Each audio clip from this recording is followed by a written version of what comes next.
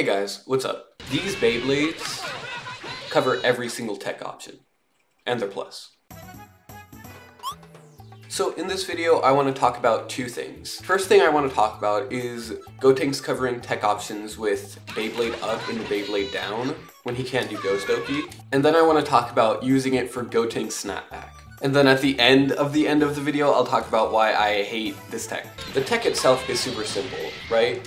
You just do Beyblade up and then Beyblade down as they tech, and then you're gonna be plus on block if they up tech. This is because they're gonna be blocking in the air, but when you finish your Beyblade, you're gonna be going back to the ground. And a lot of the time, if you block someone's move while you're in the air, they're gonna be more plus. This isn't just a thing for Gotenks, this is like every character in the game can do this stuff. What is unique to Gotenks is his ability to cancel special moves into each other, even on lift. So think of it like this. You're making your own special move that lasts twice as long and doesn't leave a gap. Now, I said this technique is really simple, but the execution of it can be a little difficult. First of all, let's just get this straight. You can cover every tech option with this, but you will only be plus if your opponent chooses to up tech. If they ground tech, you're just going to be doing Beyblade on block, which is safe, it's -5.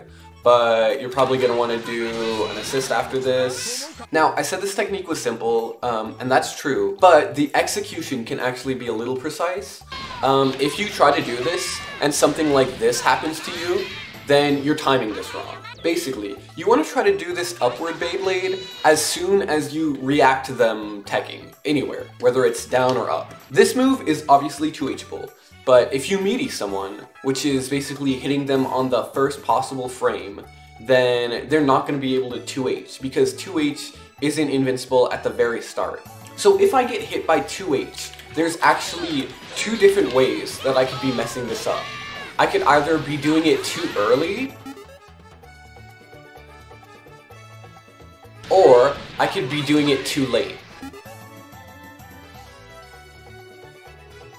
Both will result in me getting 2H. Your timing has to be exact when you're doing this. It's not too hard if you just practice it, you just have to get it down consistently. And obviously, if they up tech, then there's no real risk of you getting 2H'd. And you can do this if they delay tech, but I would suggest if you realize they're delay teching, you just meaty them normally. Now, this is good, but it obviously doesn't beat everything, right? First thing it doesn't beat is reflect. But if you saw there, they are stuck in the reflect animation the whole time I'm doing Beyblade.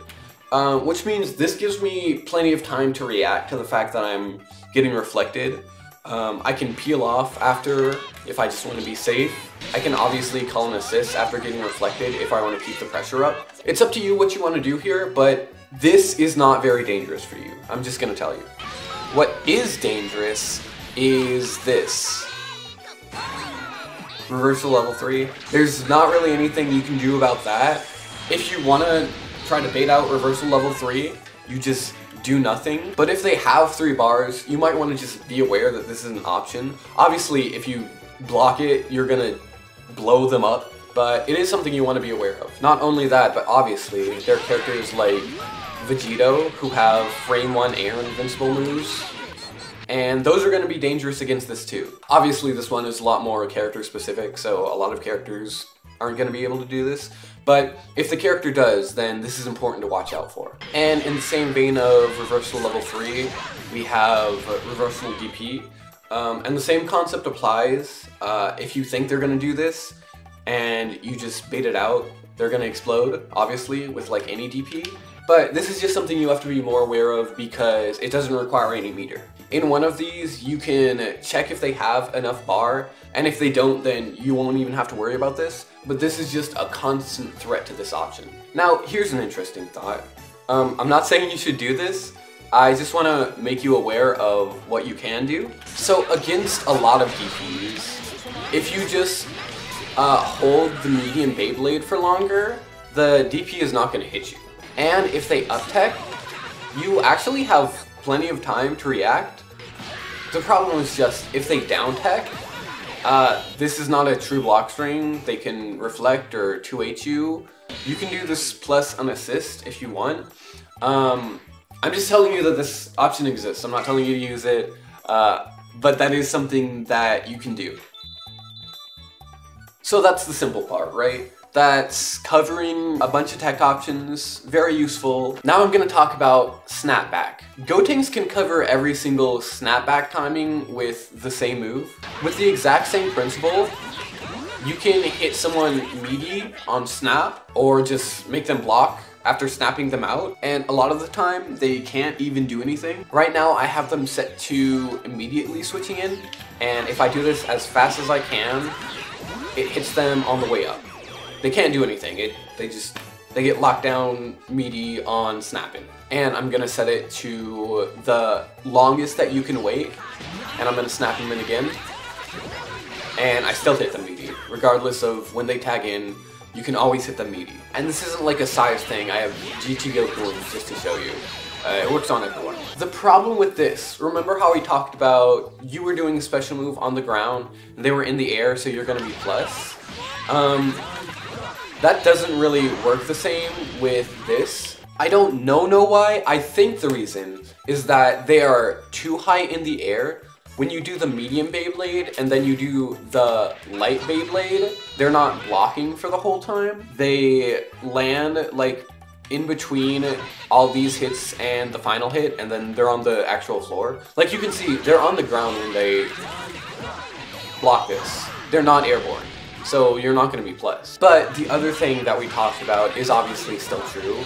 You are safe after you do this, and you can very easily call an assist and continue your pressure. Now what is not the same is the reversal options that they can use against you. So obviously, they can't reflect because they're in the air.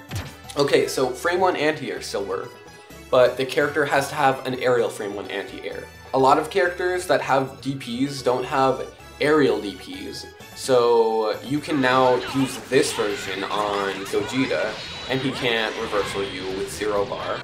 You can also use it on Vegito, actually, because his air anti-air command grab is not frame 1 invincible, it's frame 4 invincible.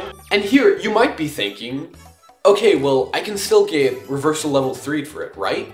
Of course, some characters can reversal level 3 with this, but I just want to call attention to the fact that you are doing medium Beyblade, and then when they're tagging in, you're trying to do light Beyblade. Which means for a lot of characters, there are times where you will do this and their level 3 reversal will just whiff. Because they're not hitting you instantly. They're invincible instantly, but they're not hitting you instantly. The move takes a while to start up, and by the time it does, you can be back down at the bottom. Obviously, this is character specific. Some characters it'll hit you, some characters it won't. Some characters you'll get a punish, and some characters reversal level 3 happens really quickly. And with some characters this will happen. You will only trade at the very end, which I think is pretty funny. But not to overhype this. This only happens if they come in delayed. If they come in like instantly, you are probably gonna get hit. Like that. So, still counterplay, but a lot less counterplay to snapback than there is to covering tech options. Like if I ever tag in like GT Goku, and he doesn't have 3 bars, there is literally nothing he can do. It's my turn. I snapped him in, and it is guaranteed to be my turn. So, kind of undeniably useful in that aspect. You can always get your turn as long as you burn 1 assist. And if you're worried about having to burn 1 assist to get DR and having to burn another assist in order to lock them down, I do just want to point out that Gotenks does have ways of getting solo DR. So, if you want to do like a custom route just to snap them out, you can do that. Okay, but now I want to talk about why I do not like using this tech, at least the snapback tech. The covering wake-up options I think is super useful. I don't like using the snapback tech, and that's because I don't really believe Gotenks should be snapping in characters too often. I personally believe off of any hit you get with Gotenks, you should try to go into Ghost Oki. Ghost Oki is just so powerful. I understand, like, if you have the second character and they have like 90% blue health, you're like, okay, I kind of want to tag them in. Like, I can't be like, that doesn't make sense. That's obviously fair. And this is undeniably useful in those kinds of situations. But I just talked about how you can use this move for solo snapback. Well, you can also use this move just to set up Ghost Oki. So it's a toss-up, right? Like, I could tag them out, but I could just go into my Oki, which is the strongest Oki in the game. And instead of getting a lot of health on a character, I could almost definitely kill a character. Which would you rather have, right? I will acknowledge, this is also like a really big playstyle choice. I want to put this out there because just because I don't use it, that doesn't mean someone else isn't going to want to use it. And it's valid to want to like tag out a character to get a lot of blue health off instead of doing some really strong Oki, but Oki that they could potentially block regardless, you know? Like, this is guaranteed damage versus potential damage. And I like the potential damage because I believe in it a lot and I think it has a high percentage chance of hitting if you just do it right and perfectly. But like, guaranteed damage is guaranteed damage, you know? But yeah, I don't know. What do you guys think? Like, I do believe that I don't want to be like, you should not be snapping people out with Gotenks, but I would not personally be doing this. Like, I do think there are going to be niche situations where this is useful even for me, and I want to learn whatever Gotenks tech I can, right? Just because, like, if I can apply it once in 100 games, then I'll be doing that much better in one of my 100 games, you know? Yeah. And if I have 100 different pieces of tech, I can use one each game and freak people out. Anyways, yeah, that's the end of this video. Let me know what you guys think. You guys want to see a Skullgirls ass mix-up?